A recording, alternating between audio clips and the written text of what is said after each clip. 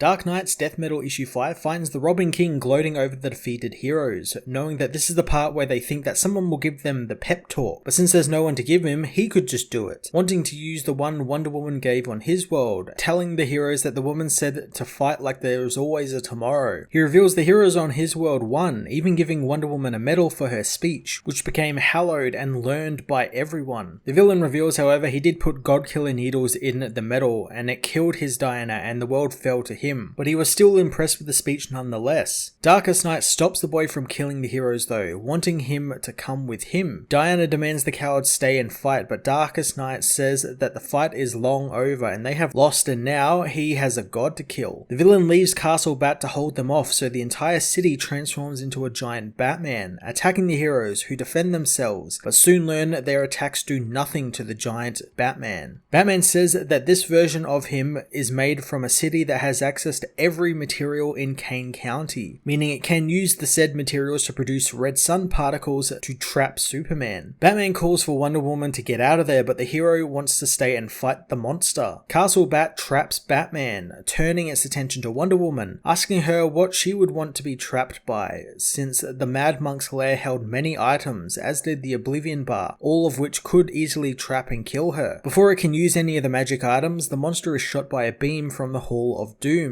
which shatters the Batman as Lex Luthor makes his appearance known. Diana knows he is meant to be dead, and Lex reassures her that he is mostly dead, and what's left of him is offering them refuge in the hall. Reluctantly, the heroes board the hall as Lex tells Harley that he transferred Castle Bat's soul into a bottled city, trapping him inside. Harley takes the bottle and destroys it as Diana asks why Lex is there, learning it's time things ended once and for all. At Earth 49, Perpetua tells the people of the Earth not to be afraid since it's time to choose their side, either her or death. The Darkest Night appears, saying that he goes by a different name now, but he is often mistaken for Death. Perpetua says that all she wanted was to see humans become strong and immortal in her service, but the Darkest Night knows that if that's all she actually wanted, he would have been her favorite son. She throws Earth 49 at the being and it explodes, signaling to the heroes that it has begun, and soon the Darkest Night will kill Perpetua and build a nightmare multiverse, and only then will he kill them. Lex says, however, that he only has a handful of baby worlds and they need to act now. Superman doesn't want to listen to the villain since he's the one who freed Perpetua to begin with, but seeing what has happened to the scarred villain, he wants to hear him out. Wally wants to know how they get more crisis energy, so Lex for once tells him to think small. Superman is confused, so Lex tells his nemesis that he's talking about smallness, talking about how when he was a boy in Smallville, his home life wasn't a happy one, so he would always escape to the local planetarium, where he would watch a movie about the Big Bang and the creation of the universe. One day, however, the film was accidentally played in reverse, and he saw everything go backwards and be unmade, ending with the title of the film, The Great Beginning. Lex told his father about it, but he wasn't interested. Angered, the boy interrupted his work, but telling him that watching the film in reverse is the better lesson. Lex asks him what that meant, and he explains that the solar system is doomed to be swallowed by its own sun, and everything will be undone, so the boy best makes something of himself. The story caused Lex to stay up all night, all thanks to the smallness of the town, his existence, and of everything, which became the first thing to actually scare him. He says that the stars made him feel part of the story, but the story is too big now, and it would go on without him, and he hated that. Batman tells him to stop the trip down memory lane, wanting to know his plan. Lobo reveals the death metal, making the Flashes think that the energy they need is in the box, but Lex says that to win against Barbatos, the heroes used Metal X, and afterwards the Anti-Monitor locked away the shards of it in different levels of reality, and thanks to Lobo's badassness, they were able to get them. Diana knows the shards of 10th metal won't be enough to defeat the overpowered Darkest Night. Lex knows, saying that the only thing they can fight him with is the truth, since ever since Perpetua was locked away, key truths of their universe and history have been hidden from them, and throughout time people have tried making machines to seek the truth and peer into the heart of reality, and in the last couple of months he has designed such a machine, and the 10th metal is to guide the heroes so they can make the machine. Wonder Woman doesn't understand, asking how the machine will help them redirect the crisis energy, but Lex says that they are all batteries for crisis energy and its opposite, with the energy born from their fears and anger and invites them to change the history and make the present more important. But anti-crisis energy is connective, uniting the people through memory and history, reminding them all that they are small but part of one epic story. Lex tells the heroes that they will build the machine and unknot the timeline and restore everyone's memories, which will then connect them all to the truth, creating a powerful stream of anti-crisis energy that will be able to fight the Darkest Night. Wonder Woman says that she used anti-crisis energy before and it failed, but crisis energy is more powerful and they should use that. Lex says that it wasn't, as Diana remembers the last time she fought Perpetua with it,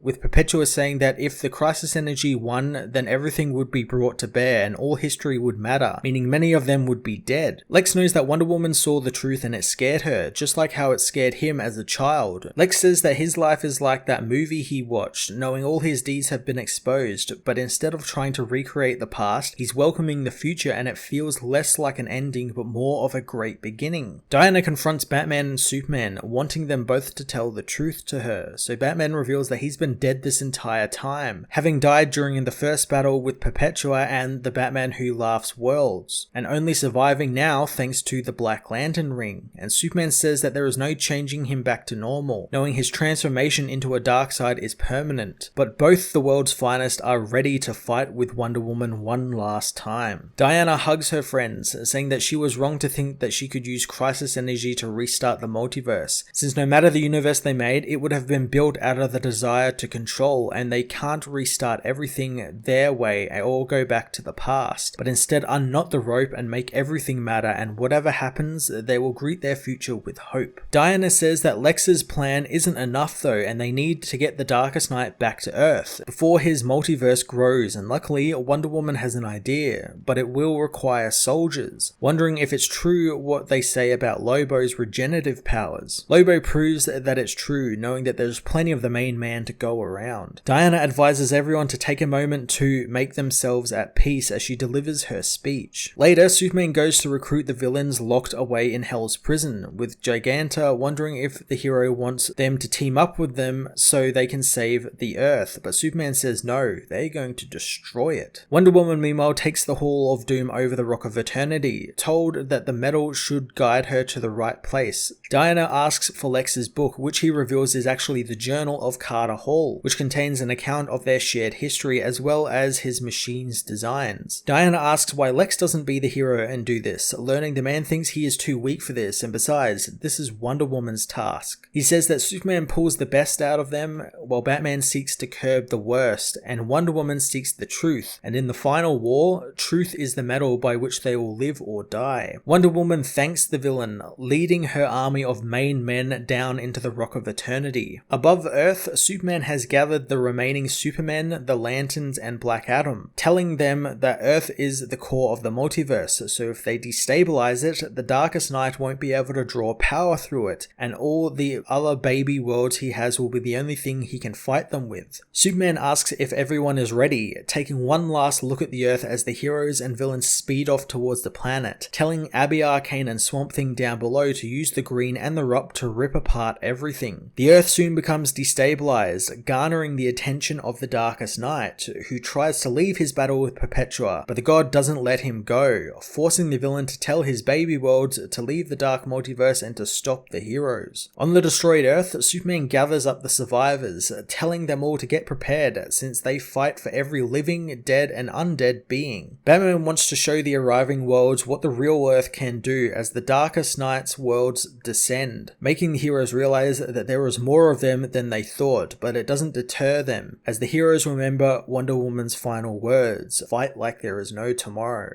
Dark Knight's Death Metal issue 5 moves things into the mega event's endgame as the heroes learn of a new way to destroy the Darkest Night and rewrite their universe, but it requires them to destroy their very Earth. This whole event has been one big meta commentary on DC's long and convoluted continuity, and none more so than this issue, which starts playing around and laying the groundwork with what will become the DC Omniverse, where literally everything that has ever been written in a DC comic will will matter and will be made canon in some way or brought into continuity in some way. It's definitely a bold way to take the multiverse, and I'm all for it, and I love Scott diving headfirst into it here, writing a cool little story based around Lex's childhood that kind of became the base for this plan to create the Omniverse. On top of all of this new multiverse and status quo setup stuff we've got, we get a classic death metal schlock action story as well, with the heroes battling a Batman made of buildings and of the literal city of Gotham, and a god fastballing planets into a living shadow. It all gels wonderfully together and is the reason I started reading comics to begin with. I'm going to give this issue a 10 out of 10.